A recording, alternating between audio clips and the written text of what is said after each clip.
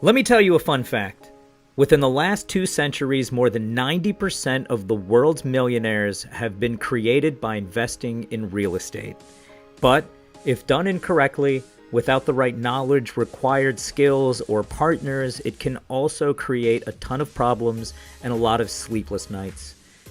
You feel like sometimes there are way too many gurus out there trying to sell you on a weekend course, or just too much noise to cut right to the facts? Yup, we did too, and this is why we started this podcast. Our goal is to provide real estate investors, entrepreneurs, and enthusiasts with all of the most recent knowledge, secrets, tips, tricks, and tactics so that you can grow your own portfolios, increase your returns, net worth, and most importantly, create generational wealth for you and your loved ones. Remember, this is your real estate career. Information is your sword and shield, so eat hearty, prepare for battle, and grind your way to victory. My name is Tejas Gosai. I'm joined by my partner, Jeremy Moyer, and we welcome you to the Real Estate Investor MBA podcast.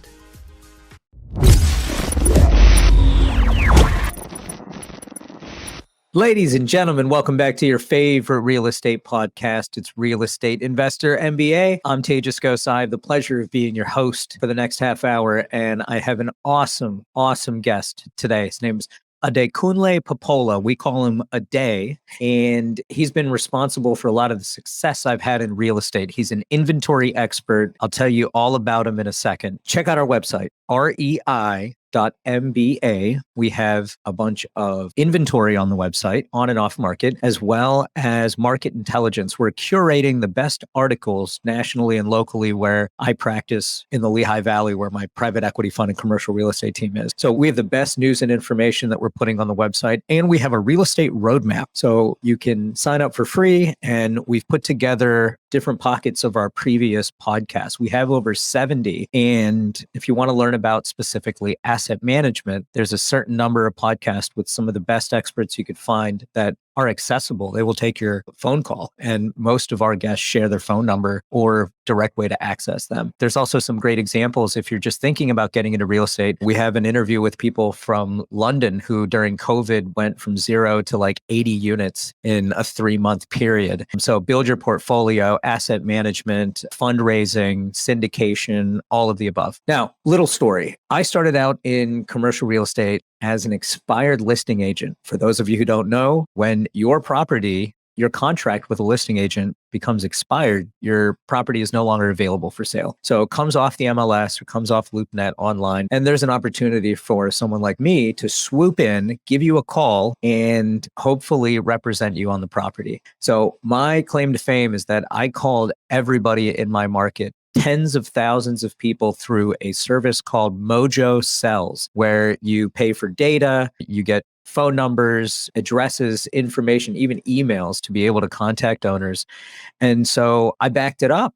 I went on those appointments after a long time of failing, and then I won those appointments. I got a good media company. I spent the time and energy a good commercial listing agent should on the financials, remarks, all the details, their properties for a high number. That was my goal. That's what you do. My goal is to always be the best on the buyer and seller side. And on the buyer side, you really want to buy good inventory. You don't want to be a listing agent with bad inventory. So it obviously goes together. Now, inventory is literally always the problem. So Adekunle, Ade, as we know him, is an inventory hound. He spends over 6 figures a year mining a specific 1-hour radius, and he is very successful at it. He has helped countless real estate owners, developers, entrepreneurs build generational wealth while providing a very niche service. Off-market multifamily inventory directly brought your platter. Right? So Ade is a systems guy to be able to acquire the folks that will sell the properties, package it up the right way without using the MLS or going online, and then delivering that to somebody is difficult. He's done it. He's closed millions of dollars, and he shares some of the ways that he's done it very successfully. Excited to have him on. Check out rei.mba. Hope you enjoyed the interview. Cheers. Hello, ladies and gentlemen. It's Real Estate Investor MBA, and we have the pleasure of having Ade Popoola here with us. Ade, welcome. Thanks, Tejas. Thanks for having me. I just did a little bit of an intro on you, your background. You are very hungry. You are relentless in your tactics and acquiring inventory. I love it. You're an immigrant. I can say this, right? Yeah. Coming to this country, real estate, is your way to financial freedom. I know in your businesses, everything is about living the right way, the right path. And you've helped a lot of realtors, specifically folks that my commercial team have worked with, build their portfolios. There's a lot of doctors that we represent that are looking for some more time with their family and things like that. So welcome to the show. Brag about yourself. Tell me about some of the big deals that you've done and how you found the seller. Thanks again for having me. And brag about myself. I like to be very humble, but I will try. So again, immigrants from Nigeria. Arrived in 2014, went to nursing school actually. So not a lot of people know that I am a registered nurse. I have active licenses in Pennsylvania, and I moved over to Allentown, Pennsylvania. One of the best decisions I ever made. Started working as a registered nurse over here, home health nursing. And I started my real estate business on the side. It has allowed me to quit my nursing job. Now I do this full time. So yeah, how do I find my inventory? Do you want me to give the secret sauce out there? Well, here, let's use an example. Yeah. So think of a big ticket sale that happened in the past year that, and how you found that seller. Let's break it down. I would say a big thing we do is digital marketing. We have been able to really turn everything from the mailers to postcards and just take it all digital. So we're talking about paid ads, we're talking about texting. We also have people making calls for us, right? So we have a nice call center where we try to connect directly with sellers. And hopefully at the points where they're receiving our calls, they are motivated enough to want to strike a deal with us. Let's go from there. So I want to give specific examples. There's a property that I know you sold in Walnutport, Pennsylvania. So you use those tactics and some of them are unconventional, but what happens when you get to a seller and you're not a conventional person talking to them about their property? How do you woo them over? Well, we have a nice team. And we have a nice team with several personalities. So a lot of times I'm at the forefront of really figuring out how the conversation is going with any particular seller. I just really analyze the personality types, analyze their experiences and figure out who on our team would be the best to close this deal. And that's what we do. That's what I do. We have a lot of acquisition managers on our team. We have closers who can better suit certain sellers' personality types. And that has really taken us far. I like to treat this like a business. A lot of people look into real estate and especially finding off-market properties, and they never treat it like a full-blown business. They never test their marketing skills. They never test their marketing strategies. They never split test. They never analyze the data the way they should. And that's what I am learning to do very well. I think that's a different roundabout way of answering my question, but you do your homework before you talk to the sellers, and that's the data part of it. I'm going to stick on this example. So this one guy, right, who owns this property in Walnutport, PA or whatever, it's a 15, 20 unit property. Your team gets a hold of him and then you let him know that there's a way that they could move their property seamlessly through you and your team. Right. And you've had some success with that. So can you share that one property just to give the listeners an example of, was that a 2-unit, 5-unit? Was it $500,000, $1 million? And how did it close? Well, this is actually a 15 unit in Walnutport, Pennsylvania. And again, we connected with the seller through our means.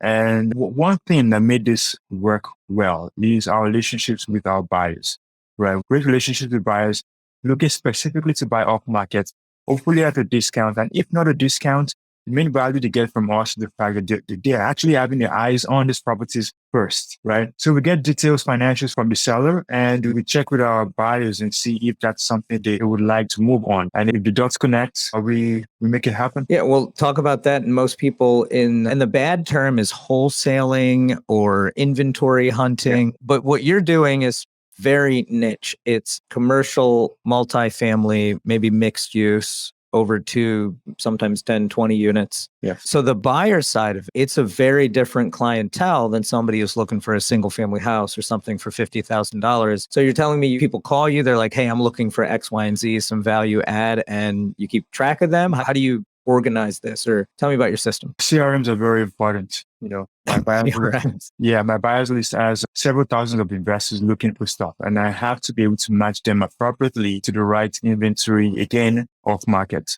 So that's where we're more of matchmakers here. You mentioned the word wholesaling, and that's very interesting because when people ask me if I'm a wholesaler, I try to stay away from that because it has a lot of negative connotation, and everything I've built with this business is just a business model that solves problems, which is that there's a shortage of inventory. We are more of a marketing agency, right? That finds the leads and connected to investors who are looking for just that kind of inventory. So obviously the CRMs are very powerful in keeping us organized, making sure we are meeting the needs of our investors. Well, let me ask you another thing on that, not on that specific subject, but sorry to use the term wholesalers, right? They're single families under $100,000. Who knows what type of clientele or complexity.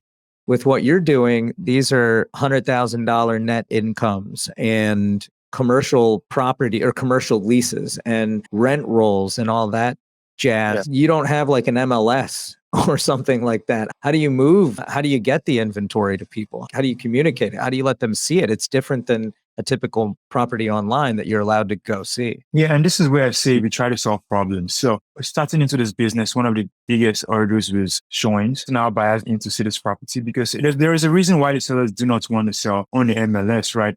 Couple reasons, right? They probably, again, want to avoid commissions in some cases. And they also do not want their tenants to know that they're selling.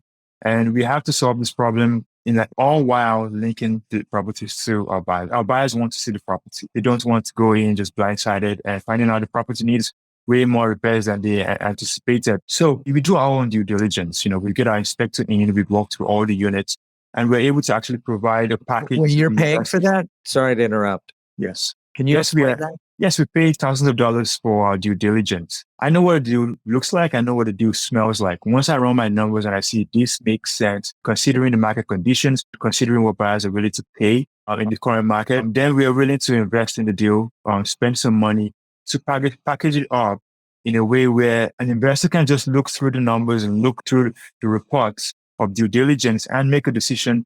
A lot of times, even sight unseen. That's our goal. We try to make the process as seamless as possible. What's that mean, sight unseen? I've never heard of it. In some cases, we do 360-degree virtual tours of these properties. And, just, comforts of their homes, our investors can actually just walk through the properties and have a good idea. People from out of state and exactly. California, Florida, they can't make it here, but they're hunting. So that's cool. So obviously media definitely helps. COVID probably helped your business a little bit. Yes, that did help a lot, especially with the sight unseen aspect of things. Yeah, that did help. Here, that's something good to mention. Speed is always an issue nationally, internationally. To be able to get a deal, keep a seller engaged as a commercial real estate agent, having a buyer that's qualified, that knows what they're doing, that is willing to pull the trigger. How do you keep all that together with compliance and things like that? Yeah, I'm assuming you have an attorney? Absolutely. We definitely have a nice team. We have realtors we work with. We have attorneys we work with to make sure that documents are well reviewed, buyers and sellers are well protected, and we don't go into unnecessary litigation. And that can be avoided. That just puts a bad taste in everyone's mouth. So we try to make sure that everything is done right. And then, so you mentioned realtors. I'm a licensed realtor. So you're promoting the use of representation, and you've closed deals with realtors then? Big deals? Several deals with realtors. Realtors make my life easy. And I make the lives of realtors easy too, because a realtor going on MLS is competing with several realtors around the world or whatever the case may be. And we operate a smaller operation that is very, very, very picky when it comes to commercial multifamily real estate, right? And there's just less competition and we can actually move faster. So once you build this relationship with certain realtors who understand how we operate, it just makes everything easier. I love it. One of the reasons I wanted to have you on the program is because whether you're new, veteran, seasoned in real estate, inventory is always a problem. I think it's amazing how you've solved it. What do you think about other folks or crystal ball of what's happening, over the next few months? If nobody can find inventory, you have figured that out. Yeah. All these other people are holding the bag, right? Trying to compete online. How do you see the next few months and year going with what you're doing? So I see a lot of investors worried about interest rates. In fact, an investor texted me yesterday and he said, every seller is going to run away now with interest rates high coming up. And I'm like, no, I do not believe that. I've been in business pre-COVID, during COVID, right? post-COVID, still in business. Interest rate hikes are coming. We've had some already. We have more to come. And I'm not worried about that, especially because when you think about sellers, right, why do they want to sell real estate? The economic environment is just one factor, just one motivational factors. There are other factors like divorce, death, inheritance. It's just your debts coming due, several reasons. It's not just always a seller trying to make a buck. Exactly. The most important thing really is effective, consistent marketing. Whatever that looks like for you, whatever that means for what marketing strategy works for you, considering your location, considering what part of the country you're living in and the kind of sellers you're dealing with in that area, consistent marketing is what I do. I spend a lot of money on my marketing. I test a lot of my systems.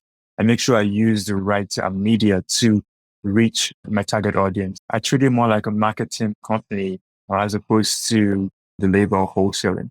And that's why a lot of wholesalers are not in business. And that's why we are the biggest wholesalers in Pennsylvania, in my opinion. Yeah, with the size and what you've been doing. Okay, so you're talking about other people in the country too, right? I want to talk about other people in the country. Spreads. I think it's really important to understand cap rates. I have a whole podcast on cap rates and how they're negligible. And the point I'm trying to think about how to say is, even if interest rates are going up, and for the past 10 podcasts and probably the next, these are historical lows, right? It is still really, really good. And people don't understand enough. It's still out there. You just got to hunt for it. So talk about that. Interest rates have gone up. Cap rates have gone down. How are you able to really get someone a deal then? I'm very in tune with the market, right? The comps matter. Cap rates truly matter, especially in our environments, multifamily, commercial. The comps don't slam the values as hard as it would slam it for a regular single family residential house, right?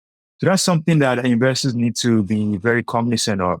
It hasn't really affected us that much, really, because if the cap rates are being affected a little bit, then we just got to get the seller down a little bit more. Sellers are also feeling the heat, just like buyers are feeling the heat, right?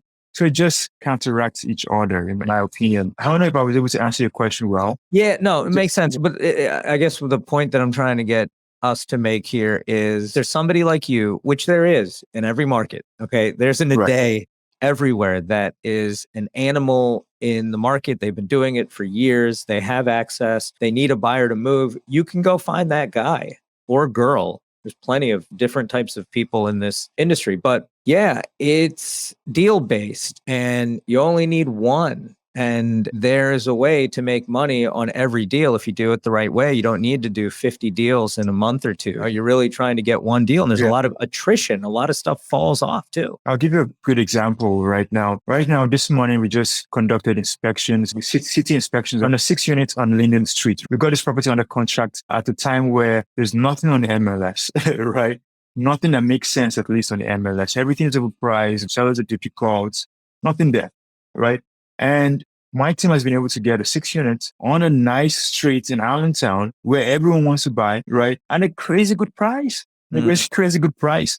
So that's why it's difficult for me to understand the fear. Again, at the end of the day, with great marketing, with consistent analysis of the data, we create follow-up. It creates a buffer against even changes in the economic environment. That's how I would describe it. I like what you said too. My father's a doctor. The death part of it, there's people who don't want properties that they inherit. They don't want to be landlords. They don't want to own a medical office building or So yeah, disposition becomes a necessity. So yeah, you're mentioning being able to get deals with those sellers. And I guess you got to walk a fine line because the seller wants what they want. And then you're linking up the buyers.